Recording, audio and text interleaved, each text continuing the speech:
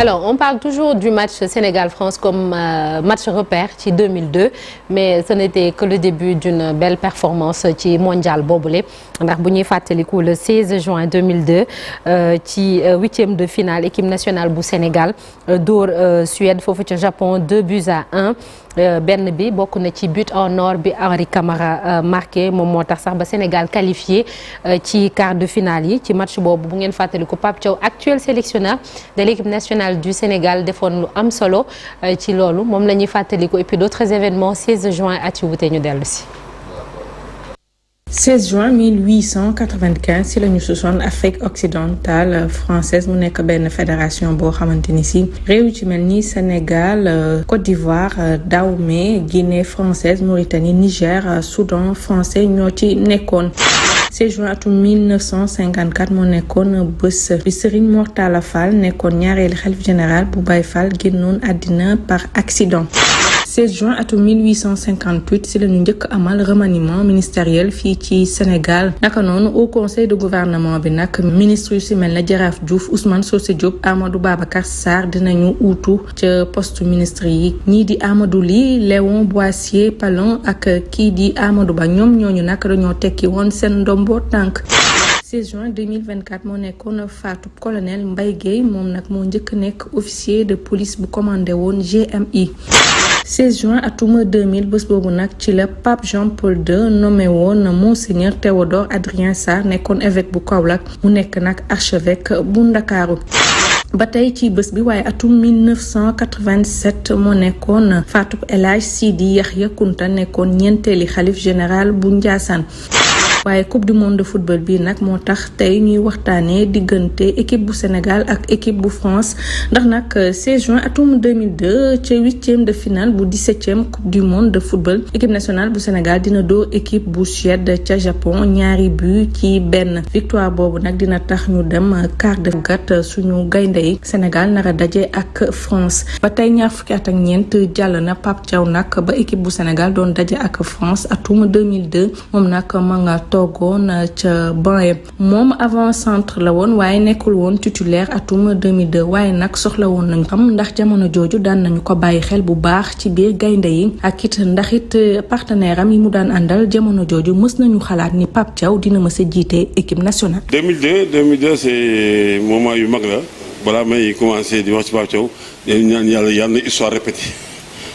Histoire répétée bu nekk aussi bisu mag si 2002 nekkoon 31 mai nekk bisu mag si ñun contre la France mu demee aussi bu nekk bisu mag si demee 17 juin bu nekk bisu mag ci Sénégal naka ñëpp ñaan donc voilà donc vraiment je pense que loolu jar a fàttali ko aussi lu jar a wax la quoi. woon mais ku am fayda ci boppam et si ku sociable aussi nekkoon aussi koo xam ni vraiment ci groupe bu mu mës a nekk. mais nekkoon nit koo xam ni donc groupe bu mu nekk donc vraiment day wane que day participer ci développement groupe bi attaquant xam nga attaquant en général dañuy tas attaquant boo gisee attaquant yu ci monde yëpp dañuy tas quoi attaquant du réservé du koo xam ni day réservé maintenant boo xoolee plus la nit koo xam ni dafa bëgg bokk du xalaat boppam rek quoi. donc aussi maintenant bi mu nekkee xam nga boo gisee entraîneur yi bu ñu nekkee entraîneur bu nekkee da ngay transposer li nga nekkoon yow si comme joueur noo ngay transposer comme entraîneur donc boo gisee Pape Thiaw li muy entraîneur équipe dañ koy ci sentir donc voilà altruisme boobu mooy maanaam neex bi ak aussi bokk bi ak aussi inspiration day feeñ ci équipe bi donc maintenant suba vraiment dañuy soxla ci moom maanaam inspiration mu amoon ci condition inspiration mu amoon parce que match toll foofu ngay def talonnade c'est-à-dire que da nga am inspiration ba pare aussi da nga altruiste suba je pense que suba jour yi soxla nañu loolu ci coaching mu Pape Thiaw ci coach surtout parce que je pense que équipe bi préparé noonu def na li ñuy war def yëpp maintenant suba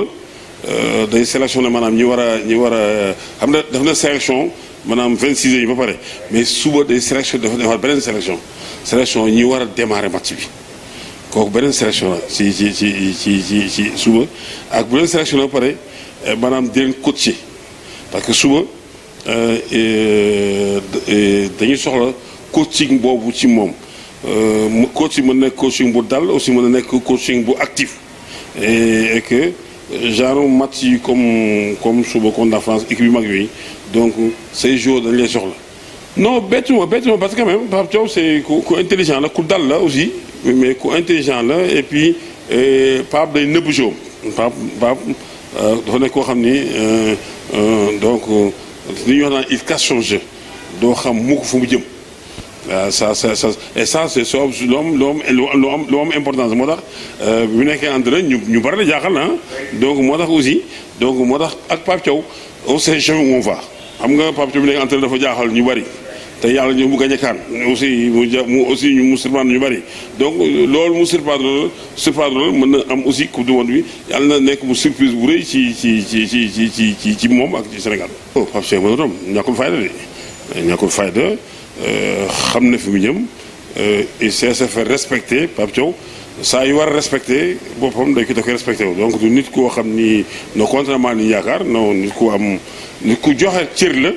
ak aussi nit kuy joxe cër la aussi moo tax fekkee da nga bëgg joxe jël cër bi ci moom day nangu cëram.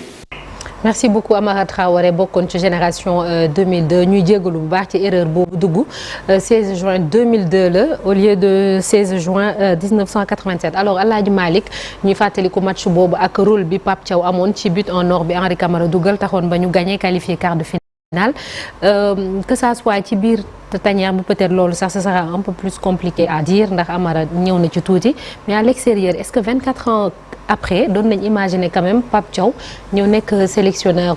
équipe nationale bu Sénégal.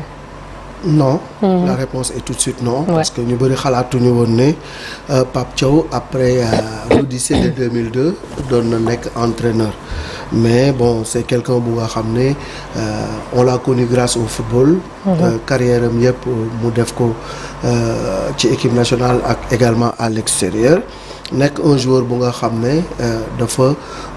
mënoon déglu entraîneur te joueur bu fekkee da ngay bàyyi xel ci consigne entraîneur pour nga nekk entraîneur dafay yomb donc boo xoolee dans cette génération de 2002 Amara Traoré nekk na ci entraîneur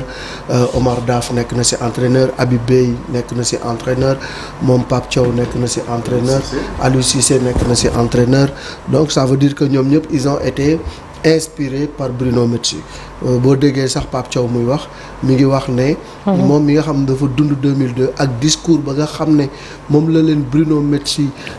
defaloon ca vestiaire ya ba bi ñuy génn ay gaynde lañu moom mi ngi xalaat est-ce qu'il va trouver les mots justes que Bruno Metsu avait trouvé pour justement motiver ses joueurs mais en tout cas li nga xam ne moom la ñu xam ne mooy Pape Thiaw am na li nga xam ne moom lañ tuddee baraka ci entraîneur mooy entraîneur bu nga xam ne macha allah am na chance wërsëg oui am na wërsëg parce que yor na ay génération intermédiaire que ce soit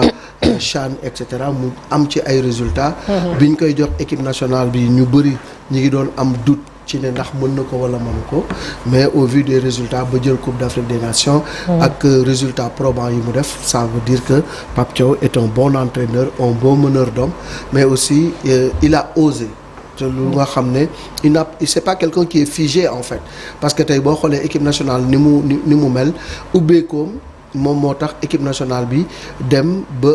accueillir ay ndaw yu nga xam ne peut-être ils étaient susceptibles de jouer pour la France peut-être jouer France sax moom moo gënoon a nekk xëy na première probabilité pour ñoom parce que fa lañ juddoo fa la ñu màggee fa lañ leen former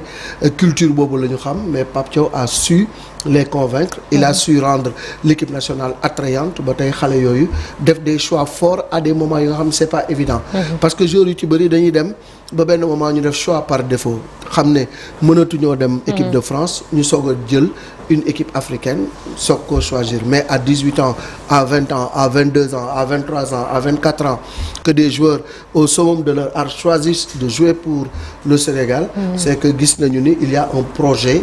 qui est là et qui les attire maintenant 2002 c'est vrai ce match-là dafa marqué esprit parce que la fameuse talonnade de Pape Thiaw, le but de Henri Camara, alors que Sénégal dès le début du match à la 11e minute Henrik Larsson moom moo dugaloon pour la Suède. À la 34e Henri Camara égalisé. Ensuite sur cette action à la 104e la talonnade de Pape Thiaw, le but de Henri qui était devenu fou parce que xamatul woon sax fu mu jëm. Henri daal ma ngay daw rek di daw jëm gauche daw jëm droite jël maillot ba et cetera et c'était des moments très forts qui ont marqué l'histoire du football africain parce que c'était on était qualifié en quart de finale et voilà à part le Cameroun indélébile l'histoire du football sénégalais, du football africain et du football mondial. Maintenant Pape Thiaw sera de l'autre côté. Il sera plus acteur en tant que joueur mais il sera acteur en tant qu'entraîneur et je pense qu'il trouvera les mots justes et il s'inspirera de l'héritage de Bruno Metsu pour booster ces hommes et les pousser vers la victoire. Moi je pense que c'est possible, mën nañ ko te gëm naa ni avec cet effectif qui est meilleur que l'effectif de 2002 parce que profondeur de banc bi Pape Thiaw am Bruno Metsu amu ko woon. Bruno da doon xool ba am ñaar ñett nga ciy mën a jël dugalaat leen. Mais tey tu peux aligner 2 11 différents et koo ci dugal tey mu def la même chose le même rendement. Donc voilà tey Pape Thiaw problème bi mu am. mooy trop de bien. Et on dit trop de bien ne nuit jamais. Donc voilà c'est à lui maintenant de faire l'alchimie pour trouver la bonne dose, la bonne équipe capable de battre